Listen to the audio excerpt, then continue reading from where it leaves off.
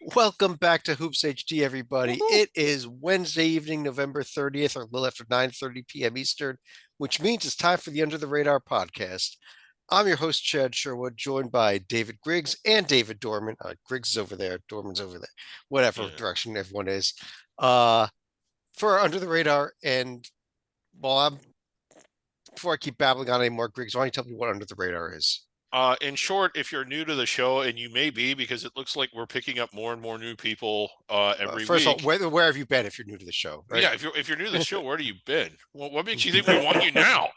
But in layman's terms, it is the 22 normal one bid leagues. Specifically, what it is that it's not the Power Five, so it's not the Big 10, Big 12, Pac 12, SEC, or ACC, nor is it the five other regular multi bid leagues. So the Big East, which is as good or better than a lot of the Power Five I know, but still is not a Power Five designated conference.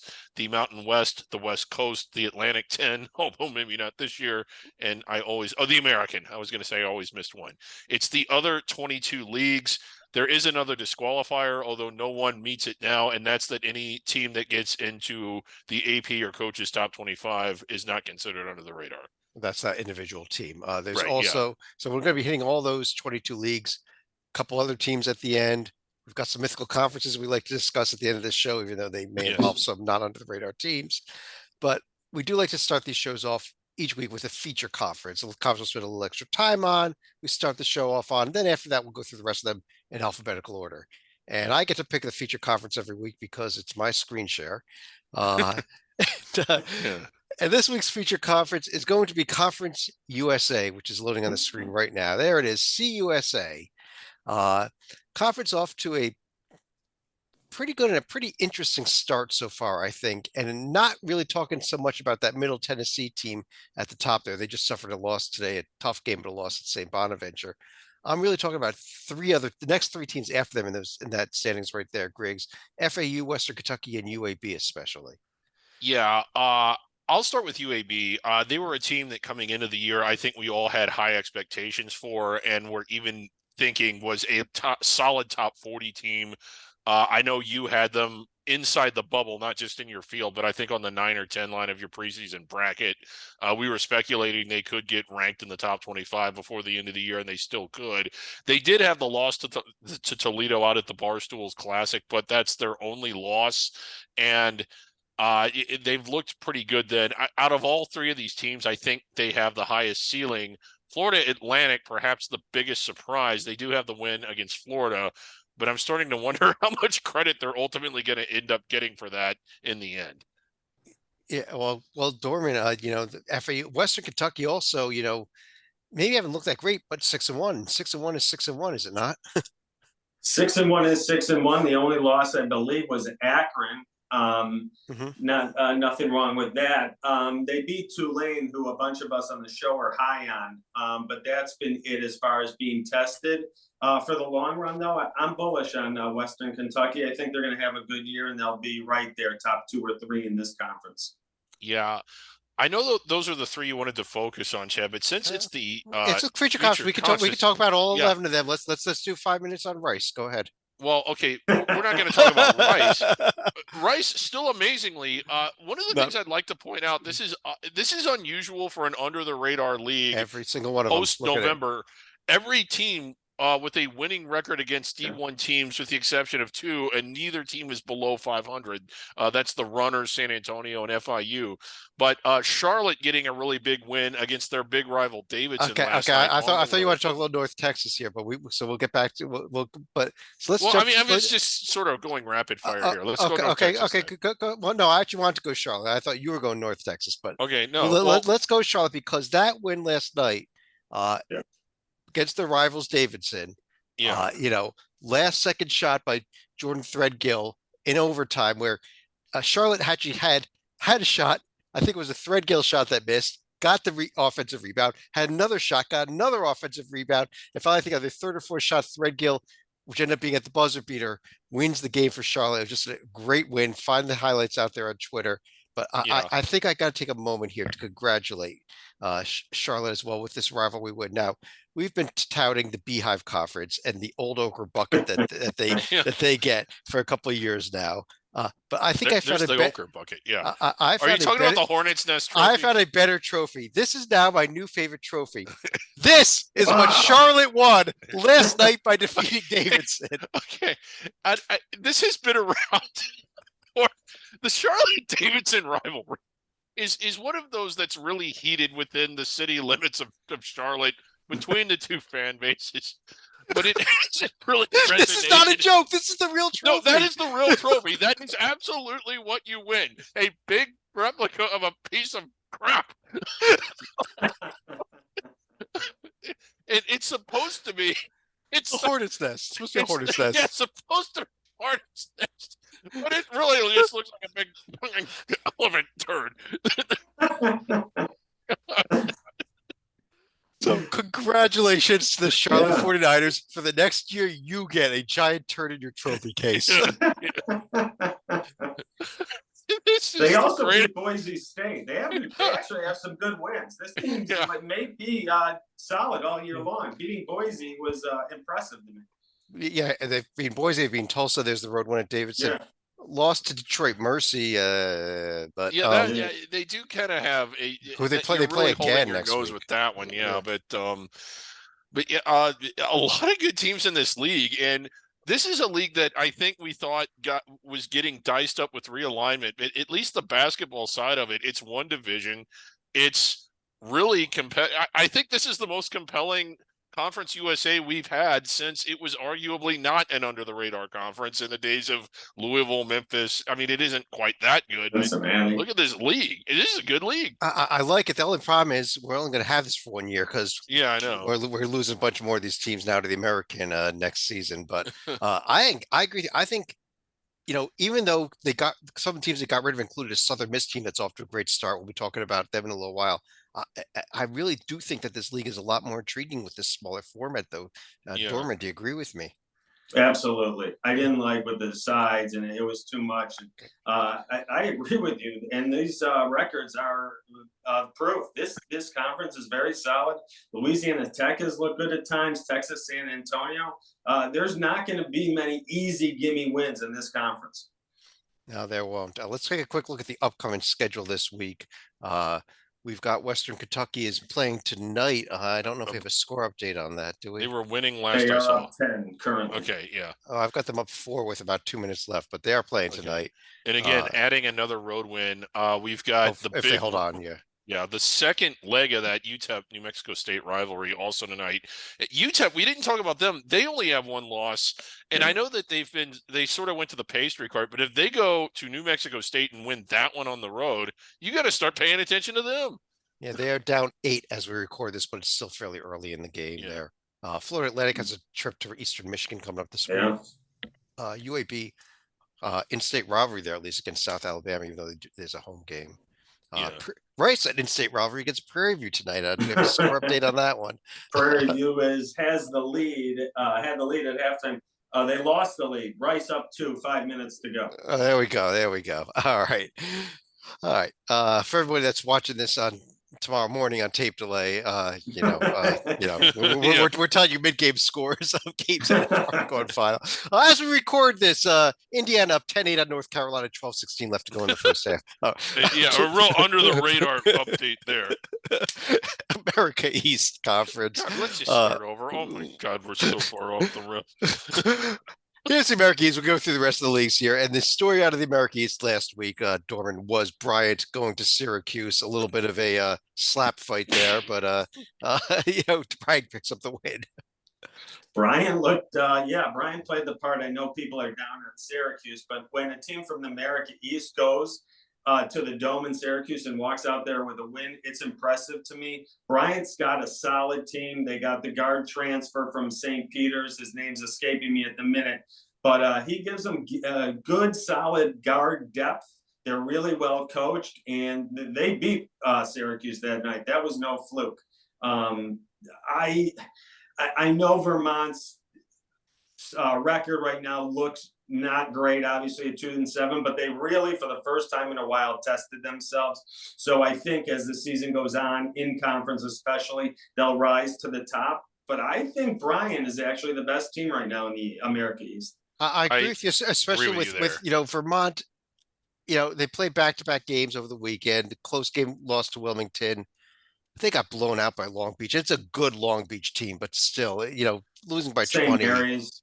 Yeah. Yeah, in Vermont, I realize that as normal, people were big on them on media day, but I think Vermont has become such a brand name in this conference that was what people were big on.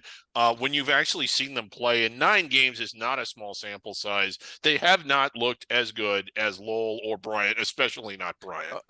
Can we talk about one other team for the second Sure. week in a row, though, here? As we record this, another score update with a little under 8 minutes left to go in the second half. Maine on the road at Fordham up 5 points And- after already winning at Boston College.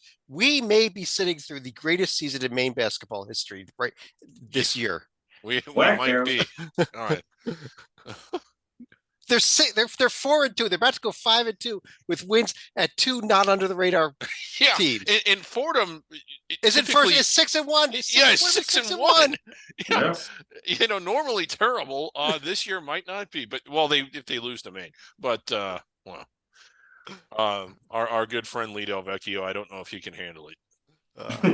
Here's the upcoming schedule here. We got the big Brown Bryant game coming up on Friday. That is a little Yeah. Ocean State rivalry Ocean there going. State rivalry, yes. We love the Sunday, Ocean Brian State. goes to Cincinnati. That one. Let's see if Brian can stick around in that one. I bet they can. I agree. And then to Tulane on Tuesday. So Yeah. big week for Bryant here in Yeah. terms of building a little confidence here and some non-conference wins. Vermont, what are they? They're hosting Linden State. They've tested themselves so far. We have a week off Yeah. here. But let's jump over to the A-Sun conference here now. And Griggs, I don't know. There's too much to talk about. Although I've been very impressed by by the team in red up top there. Well, Yeah, yeah, actually both teams in red, but starting with Queens. yeah. Bellarmine 1-6, but like really taking on some heavyweights. They were actually tied with about 10 minutes to go at Kentucky. Now they didn't stay with them, but They're the lead. That game was like 25-25 at half or something like this, which is Yeah. Bellarmine slowed out. Bellarmine controlled the game the first half before Kentucky finally Yeah. woke up. So yeah. Bellarmine doesn't like to dribble the ball. If you have, they must lead the nation in passing. Mhm. But and they're last in the nation in actual dribbles. But the story of this league is Queens, and one of the under the radar stories, not just of the A-Sun, but period, a first year transition team, 4-2. They have a win over Marshall, who we're going to talk about later. That I think. At least I sort of wrote Marshall off. Marshall has not lost since they had another good win tonight. Queens can play already. They're already a D1 caliber team. There is no transitional period, at least as far as becoming D1 caliber competitive.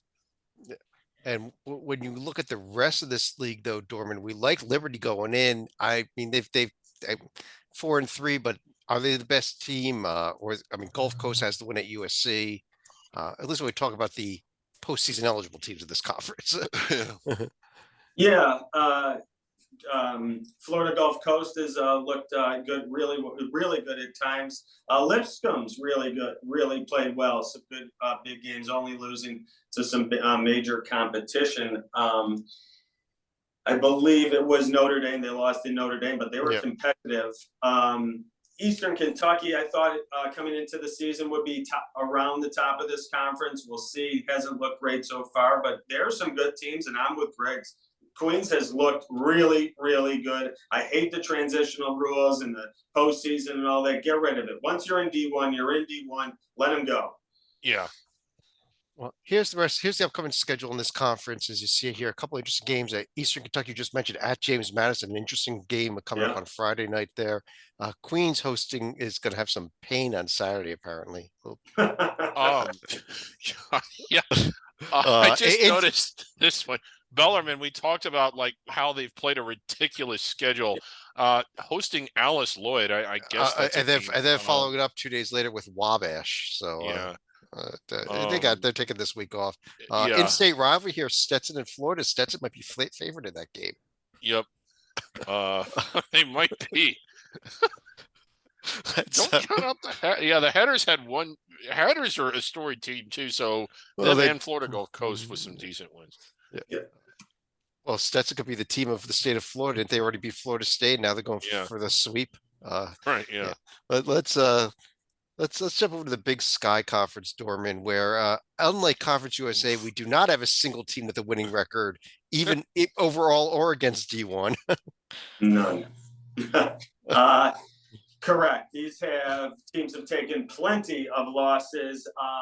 Montana State haven't looked really good yet. Northern Colorado had some hopes for a big season. Nothing really has gone well yet for this conference, and Weber State and Idaho State have looked horrific. But we'll see. They'll start to win some games as conference play rolls around, and we'll see who rises to the top. Portland State has a lot of losses, but they're also in the Phil Knight Invitational. So those were 3 tough games over the weekend. Well, they beat Oregon State in the 7th place game also, yeah. Now, they beat Oregon State, who is worse than a Big Sky team probably, but Greg, here's the upcoming schedule, including circle this one here on Saturday, Northern Colorado, Colorado State. Oh, the front range. It is front range action. We'll be getting back to that towards the end of the show. Yep. Okay. What else we got? Utah Tech, Weber State. Ooh, little back range. No, that's Beehive. That's Beehive. That's Beehive. That's Beehive. Yeah. So yeah, we've got some exciting stuff here coming in the non-conference portion of Big Sky play in terms of our mythical conferences. Mythical discussing at the end of the show. Yeah. Greg, let me stick with you in the Big South Conference, where High Point is still winning games after a 6-1 start with Tubby's son coaching there now. Yeah, and a really good start to High Point. A little bit of a surprise, 4-1 against D1 opponents, and I still can't get over that. I think Longwood will end up being the class of this league once they start playing, but I'm thinking that less and less, and I'm really starting to become more and more intrigued by this High Point team. The strength of record is also, and again, I know it's early, everything's a little bit real erratic and sort of scattershot right now, but that's pretty good. Yeah, but if you look at the predictive metrics here that are on the screen, these are probably more can be a lot more indicative at this point of the season than the resume based ones, because these take a look at how you are actually playing on the court. And if you look there, you are looking at Longwood being the best strength, best Ken Palm, the best BPI in the conference. Not the best in the Sagarins. That would go to Radford actually, but who's okay. Okay. I'm excited about Radford. Dorman, here's the upcoming schedule of the Big South. I don't know if there's anything that you're specifically circling here, but if there is, you want to mention it, feel free. No, here's some chances for this conference to start to pick up some wins. So we'll see how good or bad the conference is. The Camels will go to East Carolina, another decent squad on Friday. That's probably the most exciting game I see here. I'm kind of looking at maybe High Point at Furman coming up Tuesday. It's almost a week away. Yeah. Furman, I think, is gonna have some life here in the SoCon, although we'll get to the SoCon a little bit here. A little disappointing there too, but Dorman, let me stick with you and jump over to the Big West Conference, where this is a lot better of a looking of a league so far this year than what we just looked at. Absolutely, I am high on this Anteaters team. UC Irvine sitting at 6-2. They had a tough loss last night, right down to the last second. It was a fantastic ball game. I know, Griggs, you were watching that. A very good San Diego State team. Very it was in front of the show, which is it is not easy to win at San Diego State. And they were San Diego State needed a 3 at the buzzer to pull it out, but Irvine was game the entire second half, and they got down early and they clawed themselves all the way back. I thought Irvine, even in a loss, very impressive. Yeah, pull up UC Irvine, Chad, because this is not just a good Big West team. This is a potential team that I think has already shown us that they can make a run at the bubble and they can play with tournament caliber teams. Had this game not been, what is San Diego State? We're talking about them as a potential protected seed, and if not a protected seed, somewhere around the 5-6 range. Had this been on a neutral floor, I think the Eaters win it. Are they going to get the meat that they need? I don't know how much credit they're going to get for the win at Oregon. They'll get a lot, but perhaps not as much as we thought. Oregon a little disappointing. But if they yeah, want to talk about an at-large bid, they're going to have to dominate this conference and get upset in the Yeah. finals. They're going to have yeah, to go one, maybe two losses tops in this conference, and they're going to have right. to win these last four games, which include a tough trip to Santa Clara, a tough trip to South Dakota. It's not an easy last four non-conference games left here either. Right. So they're going to have to win their road games. They did lose at Pepperdine, and if you watch that game, they just couldn't get their motor started. But their other wins, at New Mexico State away from home, Nichols, who's okay, but like this is a team that it's one of those situations, and we always see this around the 12 and even the 13 line, that I think that their resume will potentially not properly reflect how good this team actually is. This is as big as we were on Murray State for most of the year last year, and I'm not trying to knock Murray State at all. This Eaters team went into San Diego State and almost beat them. I agree completely. Yeah. Here's our upcoming schedule in the Big West. I mean, obviously, you've got some other teams here also have off to very Yeah. good starts. Oh yeah, including yeah. Look, Riverside, 10 Santa more, 10 Barbara, more, yeah. Hawaii, Davis. We could keep going here for a while, but here's the upcoming schedule. Irvine, I think, kind of has a pass this week. I think they're actually No, have they get 5 off. Fresno State at home Saturday night. Oh, They there it need is. that- Thank you. Yeah. Yes. And Yeah, well. Eaters fans, sell that game out. Like you've Yeah. got a good team. Enjoy it. Mhm. Hawaii off to 5-1 start. Interesting game next week against UNLV. They're playing. They actually play. They've got a midnight game tonight too against Texas A&M Commerce. Briggs, the Colonial Athletic Association was almost our feature conference, but for this thing having to get onto the screen. yes, yeah, we knew this. But the Colonial, yeah, I mean, here's a conference with multiple teams again that I'm looking at as still very much in the at-large chase. Yeah, one being College of Charleston and the other being Towson. I think those are the two. Let's Yeah. pull both of those up, kind of get them side by side. College of Charleston, if you look at just the teams that they've beaten, has an impressive resume in that regard. But the one asterisk that you have to put by that is that while it was in an exempt event, it was on their home court. They did manage it. This will go into the NET, and the committee will consider those home games, not neutral floor games. And we are all, like, I am 99% sure that is the case. That's how they appear on here. That is how the NCAA defines what a home game is. Right, and they need some road games now. Luckily, the majority of the remaining non-conference schedule is road games, so they can win out these last 5 non-conference games before CAA play starts. That will give them the road wins of the resume that they need at least. Right. Towson, this is a really good Towson team. They don't have the big wins on their resume yet. The quantity is certainly there, but as far as a singular win that really jumps off the page at UMass is pretty good. UMass playing pretty well. And the one thing they have done is win away from home. They've won a lot away from home. 1, 2, 3. Is that 5 wins, either road neutral? Yes. At Penn is another solid one. That might be the NCAA tournament team there. Right. But the one thing about this is just talk about just, stubbing your toe. One of the worst teams they played is the one that they lost to. How did that happen? And how much is that going to hurt? Well, Dorman, I look ahead at the rest of their non-conference schedule. Pretty interesting here. A road trip to the Bryan team we just discussed, and a road trip to Clemson on here. Those were the exact two I was going to point out. That would erase the Fairfield loss. At Clemson, not that Clemson is great, but going into an ACC team and winning, and exactly in Bryant, if they can pull those two out, I'd be really impressed. But I'm high on this Towson team. I love this team. Them play. Yeah. I love the way they play basketball. They're really good. I'm excited for that Bryant game in a few weeks. Right. And this is one of the differences with under the radar teams than maybe major conferences. The standards are the same, but the circumstances are different. If a team from a major conferences loses a home bye game, it's a big deal for a day, but they have more than enough opportunities to basically erase it. If an under the radar school does that, it's going to linger there forever. I just want to throw a quick note here for everyone watching the screen here to see how without net ratings do we have tiers separated for all these games? Yeah. I'm using the tiers, but I'm using KenPom ratings instead of net ratings at this point of the season. As soon as we get net ratings out, we will switch over to that on the screen. Yeah. Otherwise, if we use net, everybody would be tier 1A and all of your wins and losses. Yeah. Would not quite work. But let's go back here to the say. Let's go over here to the upcoming schedule here. Dorman, let me ask you.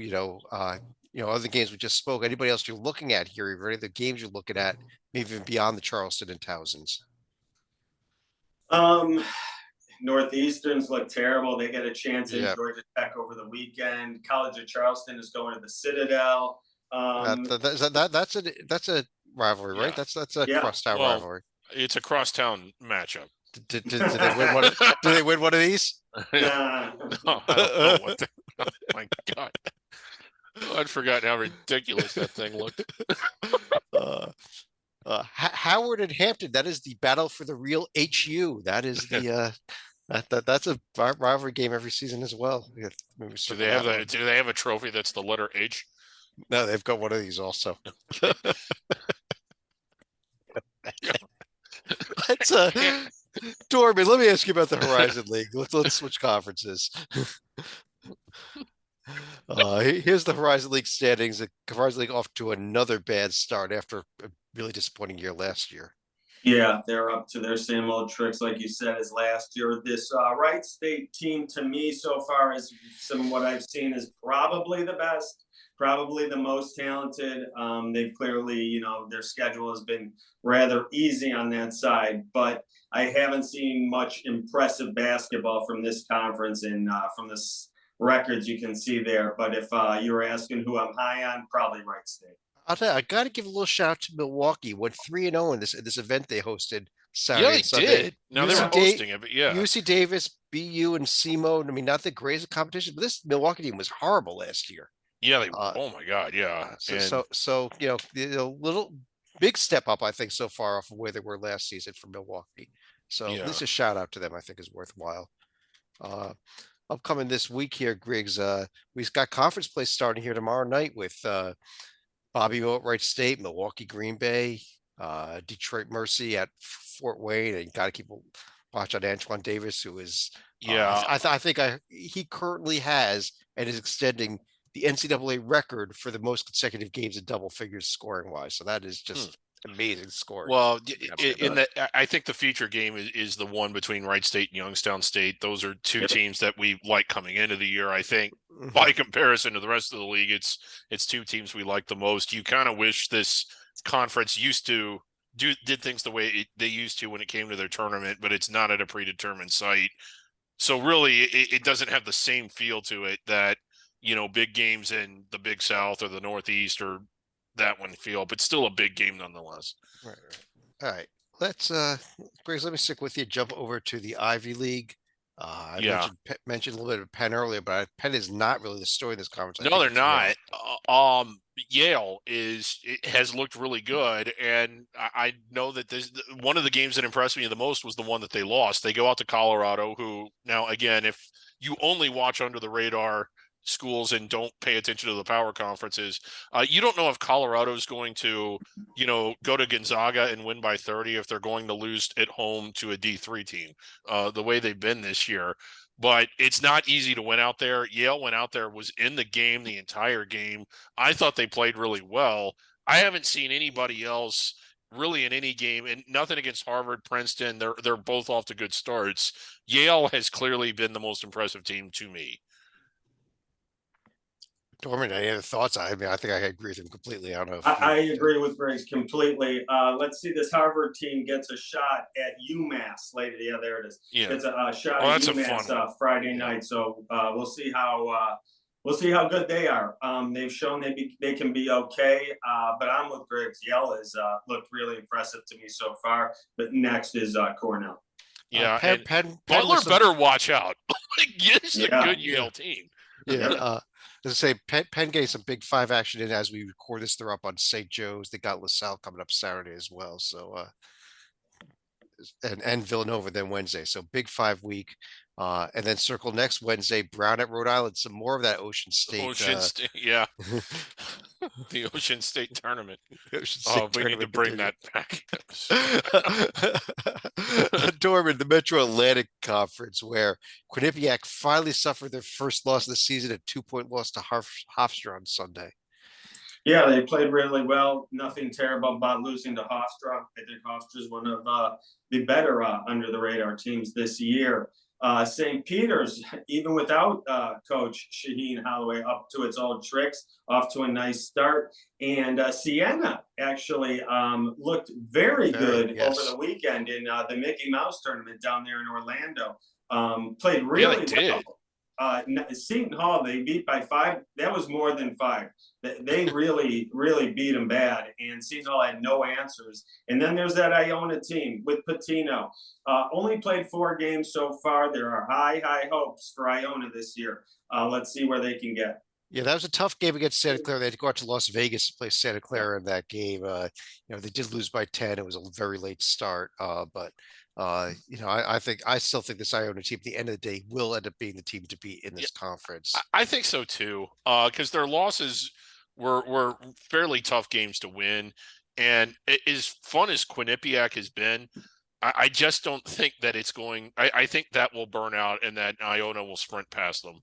Well, I would like to congratulate Rider, who's, although they are 0-4 versus D1 heading in, and they're just a few moments away from beating Monmouth tonight, which will put them in first place in the conference, go from winless against D1 to first place, at least until tomorrow when more conference play gets underway here. But so Rider for one day will be the first place team in Metro Atlantic and probably won't be again the rest of the season. And a lot of these leagues, this is a little bit new and unusual. We saw a little bit during the Bracket Busters back in those days, if you remember, to free up the open dates on the schedule. The Metro Atlantic in particular wanted to get a game in before the winter break so the students could be there. And it's also part of this the 20 games league schedules, which that too. Circle Tuesday night, St. Louis at Iona, though. Huge game, very interesting. It is big and good on St. Louis for going. That is a tough game. Is that on campus? Yep. Oh, okay. So they're not playing into the Garden or any like Iona, a New York-based team. So, okay. Wow. Griggs, the Mid-American Conference, where everybody's got 2 losses already. I do think there's some very good teams here. But, there are. But I think they've may have already suffered the losses that they couldn't afford, especially because these teams are going to beat the hell out of each other during the MAC season, I think. Yeah. So, and I to their credit, a lot of teams went out and they scheduled big. So they haven't been playing non-D1 games and they haven't just been playing cupcakes.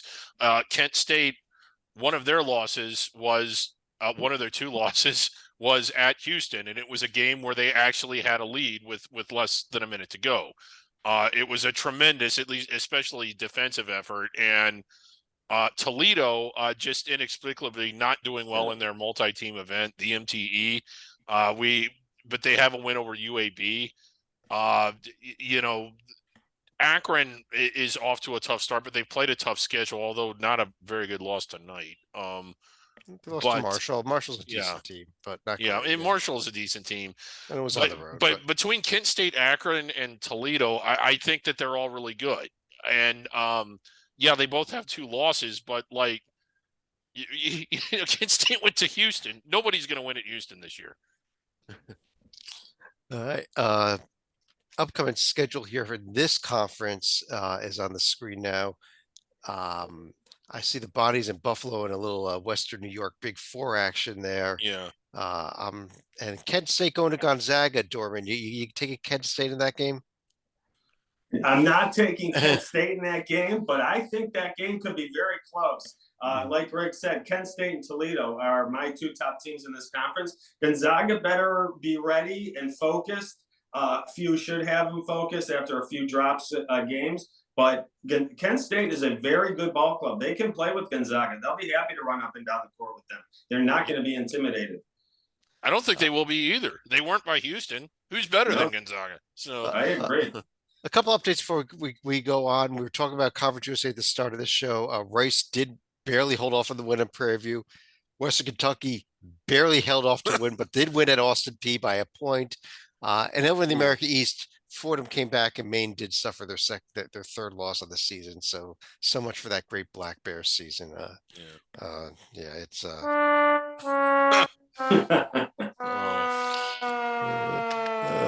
but Dorman over in the mighty MEAC, which has more teams with winning records against overall than the Big Sky does.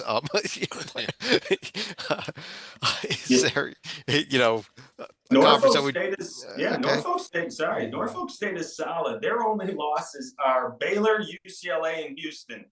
Those three teams aren't going to lose many games this year. Good on Norfolk for scheduling them. When it gets to March, those games will absolutely help them come big games. I give them a lot of credit for scheduling it, and they have a nice team there. I think Norfolk State is probably the best team in the conference. Oh God, I think it's them, and there's a big canyon between whoever the second place team is. I don't think Norfolk State loses a game. I think they run the table, win the tournament, perfect 17-0. We've seen a little bit of life out of Juan Dixon's Coppin State team so far this year, so I could see them being the second best team, and I could see them maybe even challenging Norfolk State near the top. Really? There. Yeah. But here's the upcoming schedule. It's bye games. Norfolk is at Old Dominion, and Coppin, I just mentioned, is at Loyola, Maryland, and at NC State, and big Wednesday night, Delaware State, Delaware is another big rivalry game for us. Yeah, that's a race. You've been to that one, haven't you? I went to that game a couple of years back. Yeah. Yes. Let's jump over, Griggs, to the Missouri Valley Conference, which is starting conference play tonight, and the undefeated heading into the night Drake Bulldogs are now in dead last place. Yeah. So Drake came into this game undefeated. Every single game that I've watched Drake play, which if it wasn't all of them, it was all but maybe one of them. They have slept through their alarm. They've not looked good at the beginning. And then they've made adjustments and woken up and did what they had to do to win. And then by the end of the game, it's like, well, should I be impressed with how they gathered themselves and still managed to win despite not playing at the top of their ceiling? Or should I be critical because they're continuously not playing their best game? And the same thing happened tonight. They're on the road against the Trees, Indiana State, who's good. And they fell behind, and I'm like, well, here we go again. But they got back in it. They got the lead. They appeared to be in control. A 9-0 run in the final minute or two put the Trees back on top and got them the win. But what about Drake? And it's just one of those things. It's like if they're doing this, playing 70% of the way up to their potential, how good will they be if they ever take it in the gear and start playing all the way up to it? Yeah, but you can't lose games like you this. can't. That's not my problem. I mean, I get it was a road game, it was a conference game. Indiana State I think is going to be a really good team this year in the Valley. Yeah. But I don't know. I guess we got to kind of look. Like we always say, Chad, not to brag on our own like anecdotes. Yeah, it's hard to win at Indiana State, but you know what else is hard? Landing inside the bubble. You have to win games that are hard. Other than Drake at Indiana State, Dorman, I'm kind of keeping a little bit eye on Belmont here. Nice win on Sunday at Georgia State, I thought. Nice win. Played really well over the weekend. I agree with you. The team I'm eyeing are the Salukis from Southern Illinois. I believe they go to St. Louis on Saturday. That is a really good game. Southern Illinois has Southern Illinois has a really nice basketball team this year. One of their best in the last 5 to 10 years that I can remember. I am going to be tuned in Saturday. They don't play. It is other Southern. They're at St. Louis on Saturday. Just as a score update, didn't make the screen. They did win their game at Evansville tonight as well. So, yeah. Right. So yes, I watched that game on Saturday. Should be a great game, a big test, because St. Louis is a very good team. If they can hang in there and even win it, Southern Illinois will get a big boost from the conference. They've won some, they've struggled on some games, but I like the Salukis team. If it's not going to be Drake, Southern Illinois. Might want to keep an eye out, Griggs, also on Valparaiso, who got off to an absolutely horrendous start to the season and suddenly seems to have turned things around. Yeah, which is kind of hard to believe. It's been a minute since the Drews were there. Since we've talked about Valpo. Well, you want to see an interesting looking profile here. I'll put Valpo up real quick on the left there. They lost to Chicago State at the start of the season. They looked horrendous. They got blown out at Samford early on. Now they've beaten James Madison. Yeah. I mean, it just I you know, I don't think they're a good team, but that win over James Madison did just like where'd that come from to me? So Right. Yeah. um, anyhow, let's there's the rest of the upcoming schedule. Looking down the rest of the week there, heading into next week as well. Missouri State at St. Mary's, another game you can probably at least keep an eye on. I don't know Yeah. that Missouri State can beat them, but Griggs over in the Northeast Conference up Oh, next year. All right, go ahead. well, we just love this conference. I wish this conference would ditch out of conference games and just play a quadruple round robin. I would approve of that. That would be what is it, 32 games. Um, as far as who's jumped out, and again, you can't really read too much into results so far because so many of these are road bye games. But are we still kind of in agreement that Wagner is sort of is the team that's sort of jumped out early? Yes. Yeah. Absolutely. I mean, the team that we thought heading into the season would be really good was going to be our preseason pick. Interesting enough, was Merrimack, a transitional team. They're still without a D1 win though so far. Yeah. But it is these bye games. It is they'll have a home game coming here Friday against BU. Wagner is going to be at Army, and then at Fordham. Yeah. Maine couldn't win at Fordham Fordham. Wagner game gonna be good. Little New York When City. has anybody ever said that before? I mean, Fordham, it's normally, yeah, when Fordham plays against this conference or against other New York-based schools like Wagner, the St. Francis Brooklyn, Long Island, they basically demonstrate that they would not do well even in this conference most of the time. But Fordham a little better this year. Merrimack going to San Francisco next week. A little road trip there for them. A little bit. OVC conference here, Dorman. We've got if you look at the standings, it is surprisingly SIU Edwardsville here with the best overall record. But I don't know that we can really see much about any of these teams here because when they do win, they seem to be beating non-D1 teams. Yes, that's all those wins are coming against. Not great competition. The time Edwardsville stepped out, I believe one of them was Missouri. They got blasted. I agree with you, Chad. We can't really determine anything yet because they really haven't played anyone at their own level. But come conference time, we'll see who steps up here. I have a quick comment, Chad. My puppet math, I counted 16. 16 of the wins have been non-D1 wins. Come on, Ohio Valley. Yeah, I'm trying to see if we have a score update on this game tonight between Tennessee State and St. Louis. St. Louis is up 12 in that game. It's Lindenwood took care of East West University tonight, I know as well. But they need to implement like some that really is not good for the league. Compared to what this league where it was, but I mean, granted, realignment kind of gutted it, but when more than half of your wins are non-D1 wins, that you got issues. But you look at the upcoming schedule here, you've got more. I see Blackbird, I see Boyce, I see Anderson, Indiana. They're still scheduling these games, and I think the only thing I've learned about the OVC so far is it's a real good chance the winner of this conference is going to Dayton. Yeah, in the first four. God. Which is a shame, but when four teams leave and two of them are your best two teams by far, it's yeah, I understand that was an issue, but they are not helping themselves out scheduling the way that they are. That's ridiculous. Griggs, how about the Patriot League here? Okay, yeah. On to notice far fewer non-D1 games here, but Colgate. And again, some of these records are out of whack because of road bye games, but Colgate is still the team. I like them coming into the year. I certainly like what they did against Syracuse. I might go back and watch it again a time or two or five. But, American, it's been fun seeing Navy get out on the run that they've been on. But I really just think I have not seen anybody that I thought was as good as Colgate. Yeah, Dorman, I think I agree with him completely. I hate agreeing with him, but I do agree with him here that I'm Colgate, with you. If someone gonna challenge him, I've been a little impressed with American. They look okay, but yeah, Colgate is the best team in this country. so we got a pick for Colgate at Auburn coming up on Friday night. Auburn by about a lot.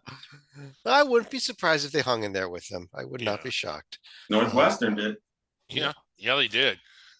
The Southern Conference here, Dorman, where Samford Oh, 6-2 looks Oh, good, boy. but most half of that's been against non-D1 competition. So it's actually almost a little disappointing for the SoCon, who's normally a bit stronger than what we've seen so far this year. Yeah, usually some strong teams in Chattanooga or Furman. Not yet. I know Samford is testing themselves in Chicago tonight against DePaul. I'm not sure the score. Good call. I forgot about that. But yeah, I again little disappointed. Right now, here the good news for Samford is they're only down 3. It's about 5 minutes into the second half. The bad news for Samford is this is their revenge game coming off their home loss to Martin Methodist. Yeah. Again, the conference. I'm not necessarily is Martin Methodist, is that an ACC team, an SEC team? Yeah. Martin Methodist, they got to be one of those major conferences, right? Oh, that was bad. That was bad on Sunday. God, yeah. Sorry, Dorman, go ahead. No, that was really all. So we'll see if Samford can hang in there with the Big East and DePaul tonight. We'll learn more in the next few coming up weeks here when they start to play each other in some non-D1 competition. I said we do need to give a shout out to Wofford. Was right in there with LSU on Sunday. They had a chance to win that game, so that could have been one of the big wins that this conference could really use. I don't know if winning at DePaul is a big win that any conference can use, but Greg says the rest of the upcoming schedule. I don't know if there's anything else really worth mentioning besides what we've already talked about here. Nothing that's really jumping out other than this Samford DePaul game. And it would have jumped out a lot higher and had they not lost to, I think they're Tennessee Southern now, but formerly Martin Methodist. Yeah, thank you. They are now Tennessee Southern. Yes. Yeah, and that's Southern Baptist, it's Southern Method. Whatever. It's Tennessee Southern. Tennessee Southern, aka Martin, formerly known as Martin Methodist. Right. I don't know. I did see that. I saw that the name was wrong, but Charleston, Charleston same school, going to the Citadel on Saturday. Not a bad game. And, that's a big in-city rivalry. Didn't we do this so much already tonight? It's an in-state matchup or in-state. Wait. Does the winner of that get one of these also here? We gotta just one more time. Somebody designed this, finished it, and thought, yeah, that looks good. That's Oh, jeez. Let's go to the Southland Conference here, Dorman, where we've actually had a lot more surprise wins out of this conference than I thought we would have had so far this year. Yeah, definitely. Northwestern State off to a nice start. Texas A&M Corpus Christi looking okay. Commerce, like you said, is playing tonight, I believe, out in the islands against Hawaii. Another conference we're going to learn a lot more in the next couple of weeks as they start to get into some conference play. If I had to take a shot right now, I might even go Corpus Christi the way they've played.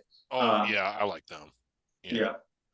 Oh, but Northwestern State has played well also so far. So they got the best win so far by far. So. With that win at TCU. Yeah, they won at TCU. Southeastern Louisiana won at Wyoming, but that's losing on some of its luster. Yeah. Southeastern Louisiana, as we record this, is at Xavier and not doing exactly what I would call very good, down by 40 points with a minute and a half left, but they may have a shot to come back still. Anyway, oh boy. Stalika has left the building. Yeah, he may have left the building. I don't know if he's still there or not. Not with us tonight because of that game. Southeastern Louisiana will be at Dayton on Saturday. Actually, we skipped a game that we should have spoke about, so we've got to go back here, Griggs. Okay. It happened on Sunday. I'm sorry, not on Sunday. It was on. Where was it here? Oh yes. I know the one you're talking about. I'm sorry. Battle of the Alamo. The first ever battle of the two San Antonio teams. Texas San Antonio did come up with a 6-point win over Incarnate Word, but congratulations on them winning the Battle of the Alamo there. Yes, I just hope they keep it up. And as a result, they win. I can't do it anymore. I can't. We're gonna be doing that all. It is the new Handy and Durahan. That stupid. Kings, how about the swag? What? What is the SWAC normally performs at a level where a trophy like that would be appropriate. But so far, oh god, talk about a league. Now, this is a team this is a conference that probably collectively plays more road bye games than any other. You see normally very few wins. SWAC actually performing at a higher level than what it normally does, did very well against the Pac-12 in that challenge. Grambling beating a couple of Pac-12 teams, more Pac-12 teams than than all other wins combined, actually. How are you not impressed by that? I still think Texas Southern is the team that I like the most, but Grambling's looked the best so far. They have. And Prairie View went to Arkansas State and picked up a win over the weekend too. That. Yeah.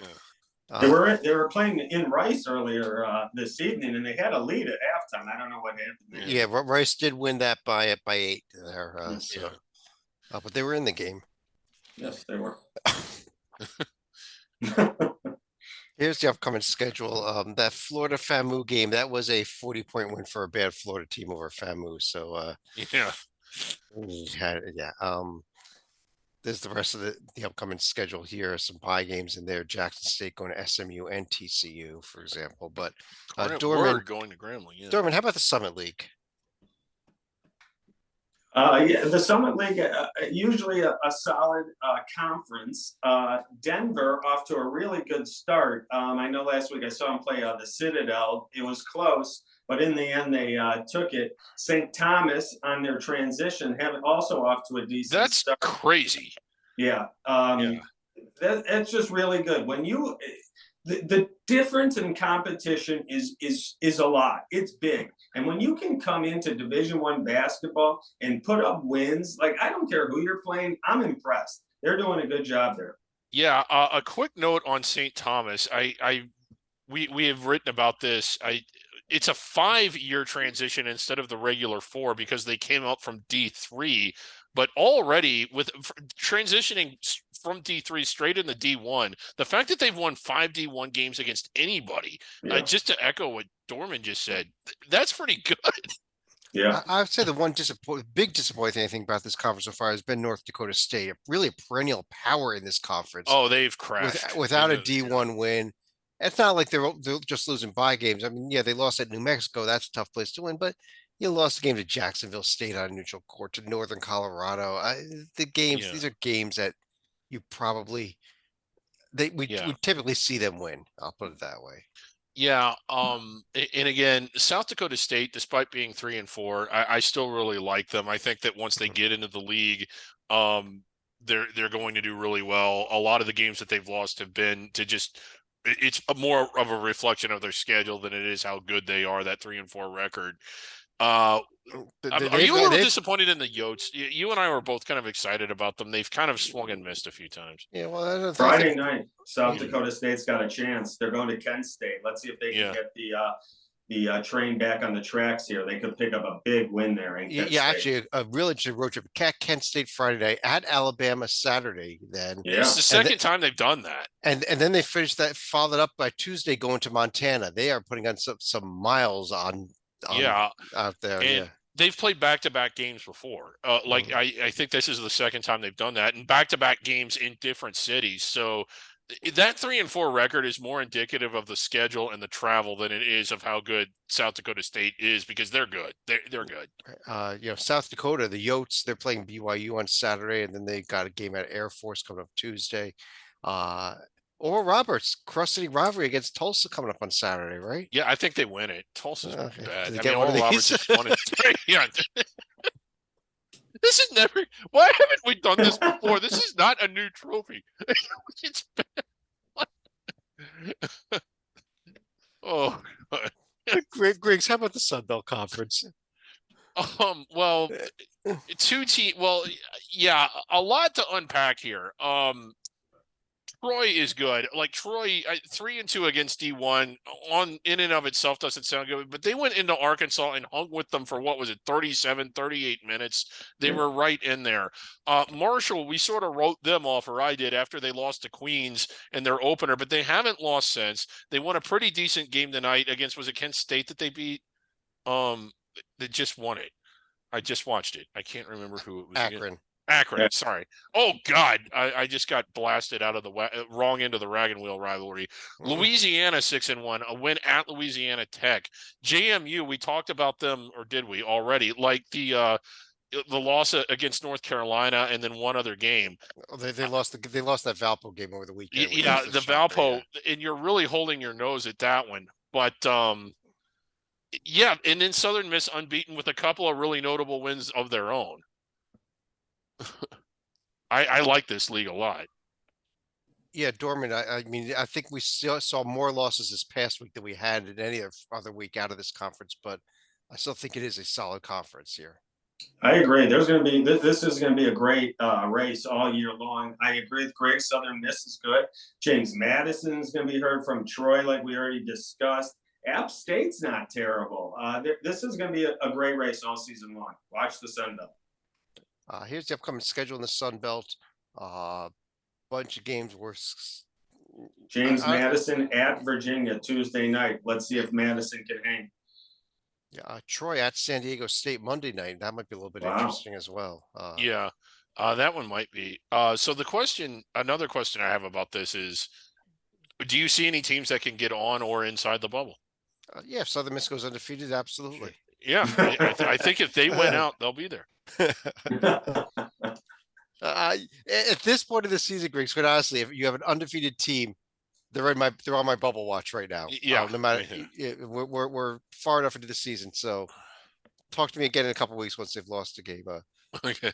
Norfolk State Old Dominion, is that a cross city rivalry also? Yeah. Oh. Yeah, it's in Norfolk, Virginia. Yeah. Oh, there it is. Okay. Oh God. Let's finish things. Let's finish our regular conferences out here with the WAC and Dorman. This Sam Houston team, did suffer the loss of Nevada. They were in that game most of the first half, but finally Nevada turned it on in the second half. Yeah, Nevada played really well last night, but I agree. Sam Houston plays tough, in-your-face defense. They're going to give this conference fits all year long. The coaching style fits their personnel. I think this is Sam Houston's year to win the WAC. Seattle also off to a nice start. Grand Canyon, Drew doing a nice job out there. This conference actually is better right in the top and the middle than in most of the years past. Yeah, Bryce, you're doing a nice job out there. I mean, I don't think they beat much of anybody this week, but yeah, I'm impressed with Seattle. Like their only loss was that Washington game, and at least for a minute they were competitive in that game for a lot of it. So and let's not forget about New Mexico State. I mean, they've only played 4 games. They had both the games against New Mexico canceled with that horrible shooting incident that we discussed last week. They are blowing the doors off UTEP as we record this. We can pretty much go ahead and project that they will win that game. It's about a 20-point margin, and you kind of wonder when something like that happens, how does it impact the locker room and the psyche? Since that, I mean, again, New Mexico State looking like they always have. Kind of a shame. We love that rivalry with New Mexico. I really hate that we're not going to see it, but I can't say that it was the wrong decision considering the circumstances. Yeah. Here's the upcoming schedule. Grand Canyon at Wyoming on Saturday. The winnable road game, I think, for the Lopes here. Also want to circle what I see there. Sam Houston at Oklahoma State on Tuesday. Tarleton at Baylor. Billy Gillespie's team might have a shot if Baylor plays the way they played against Marquette. Yeah. Griggs, we have 2 other teams to talk about. Yeah, and one in particular here. Chicago State, and how about some congratulations for the Hartford Hawks picking up a D1 win I did not think they would get one this season. I didn't either, and this really hurts their centenary chances because it's if you win just one, it can cost you the award. It could. Yeah. Chicago State with 2 D1 wins, Hartford with 1. Let's just move on here. Look at their upcoming schedules here. Chicago State's at Bethune-Cookman and hosted Southern Indiana. They could get a couple more wins here. Mhm. Shall we go to some mythical conferences? Let's start with, that's the Independents. How about some mythical conferences in terms of the Front Range Conference? Still no games yet in Front Range play. We But have some coming up. Yeah. as we noted earlier, we do have coming up Northern Colorado at Colorado State. I think that's the only one on the schedule for this week, but that will be our first game of the Front Range coming up. Mhm. Well, if we get to the Front Range, we might as well then go to the Back Range, The right? back range, yes. This is our newest conference this year, including the number 4 team in the nation, a member of this league, and not in first place, as Arizona State and UTEP are currently tied for the lead. Although Yeah. that will change as soon as this New Mexico State game goes final here. That is a back range game going on right now. Yeah. And again, New Mexico State, Grand Canyon. Well, a lot of these teams will start to play each other here in a little bit. Yeah, we've got let's see. I think that's our only Front Range game this week is the one that's going on right now. But, Yeah. Of course we showed the old ochre bucket earlier. Yeah. That goes to the champion of the Beehive Conference, our other favorite mythical conference here, where Utah State out to the 1-0 lead in conference play with the big win they had earlier this season over Utah Valley. Yeah, and we got some action coming up this week. Utah, more and more Beehive teams dropping off of their schedule. And Utah Tech has a big week at Utah State, at Weber State, a Mhm. couple of Beehive games for them, and then Utah Valley BYU on Wednesday. So yeah, the Utah State BYU rivalry not renewed. It was not a rolling contract and it is expiring and they can't seem to come to terms on a new one. I do think we'll see this rivalry again very soon after a short hiatus. It was just too popular. again, the winner gets one of these. Yeah. Not one of these. Right, yeah. Let's go to our Hoops HD Under the Radar top 10. Oh, good, All yeah. 3 of us, along with our good friend John Slico, who couldn't make it out tonight, did vote. We've got some honorable mentions to start. These are votes that came in that teams did not quite make the top 10. We have the Bryant, we had Southern Illinois, Bryant, Yale, just Western missing it, Kentucky, yeah. James Madison, and the Battle of the Alamo getting an The honorable Battle of the mention. Alamo getting a vote. All right. Yeah, I guess it's a school. I don't voted know. for Bryant, so I'm Me the one. I too. think I had them 10th, but Okay. yeah. Well, number 10, we had Louisiana, the Raging Cajuns. Yeah, I making the can list there. see that. Yeah. Number 9, Florida Atlantic. Florida They're one of Atlantic. part of our feature conference here, Conference Yeah. USA. Beat Florida. Yeah. Number they 8, did. Kent State out of Good the job. Mid-American. I'm glad to see. Good job, committee, for Yeah. voting them in. Yeah. Number 7, we got UAB, also out of our feature conference here. Yeah. And Western Kentucky was an honorable mention there. Number 6, Towson out of the Colonial, one of those 2 Colonial Yeah. teams that we talked about really like. The former I think last week's number 1 team just had that inexplicable light loss. Southern Miss climbing the rankings. Wow. This used to be Yeah. a Conference USA team, undefeated though, now in the Sun Belt. Yeah. Number 4, UC Irvine. The Eaters Really? Oh, that's low. down at 4. Yeah. Grease, I know. I think you had them number 1. I did. did not agree with you. I did not either. Number 3, we had Sam Houston. Despite the loss, still hanging in there right near the top of the standings. Yeah. Number 2, it is Drake. And So this is I think the voting was in probably before the all the game voting against was in Indiana before their State. Yeah. final. So even Yes. before the loss, they were number 2, not number 1. Yeah. But let's find out who our number 1 under the radar team is. A little drum roll. We know who it is. College of Charleston. Yeah. Congratulations to the Cougars, number 1. And they may not be under the radar next week. They're getting really close to the were top a 25. Yeah. few spots off of making the top 25, at least in the AP poll this week. Yeah. Let me pull that down here and go to final thoughts here. Dorman, you want to start us off? Yeah, I'll go to a game we're going to see this weekend. Kentucky is going to play Michigan, and I get going out of the country and trying to get notoriety for the game of college basketball and bringing fans in. But 1, the World Cup is going on. The fans in England could not care about this game. This game would be awesome if it's in Ann Arbor at the Chrysler Center or at Rupp. Let the kids get to this game. Put this game on campus and let's have a big time showdown. Don't move it out of the country. Play these games on campuses. Let's get the excitement. I think fans like to see the excitement more than empty gyms and quiet. I just don't think the atmosphere will be what it should be for a game that would have been awesome. The only way it would be is if they put the England game on television inside the arena. Oh, they might do that. Who knows? Yeah. Great, Chad, I'm going to Jeffrey. need I'm going to need the screen share for my final thought here. Could you Okay. enable it? Let me Absolutely. Go see. ahead. There you go. Yeah. Okay. We got it. All right. Good. We made mention of this very briefly when we talked about Hartford. It is my final thought deals with the Centenary Award. What that is that it's an award that we at Hoops AGA give to the worst D1 team every year. And as part of the bonus, yes, they are included in our process. Well, the second year of this award's existence, there was a grave injustice done when the award was given to Townsend when it should have been given to Binghamton. It was the wrong decision, and I think It was this year the is right evidence decision. of that. Based on we just put Townsend in our under the radar top 10. I am making a motion that we change the results of the 2012 Centenary Award. You 10 years cannot. later. You cannot make a motion 11 years later. So motion denied by chairman's prerogative here. But Jesus good Christ, try. have we really been doing this 11 years? I know Hoops HD hasn't been here that long, but wow. On that note, all right.